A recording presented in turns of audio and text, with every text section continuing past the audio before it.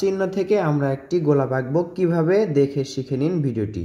এই তো দেখুন, এভাবে করে জিলাপির মতো করে একটি প্যাচ করব। এরপর এখান থেকে সোজা দাগ, এখান থেকে সোজা, আবার এখান থেকে সোজা, এখান থেকেও সোজা। এখন দেখুন, এখান থেকে ইউ আকৃতির মতো করে এইভাবে করে উপর দিকে আবার তুলে দিব।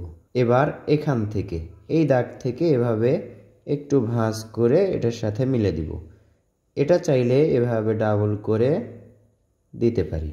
এই নিচে এখানে এইভাবে এই পাশেও একটা, এই তো দেখতে পাচ্ছেন গোলের মতো করে।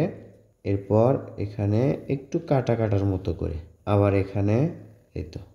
এবার দুইটা পাতা আঁকলেই হবে, একটি পাতা, দুইটি পাতা। গোলাপ আঁকার কৌশলটি আপনাকে দেখালাম, আপনি রং করবেন, এতে দেখবেন আরও সুন্দর লাগবে। কৌশলে আঁকা শিখুন এবং ড্রয়িংকে সহজ করুন।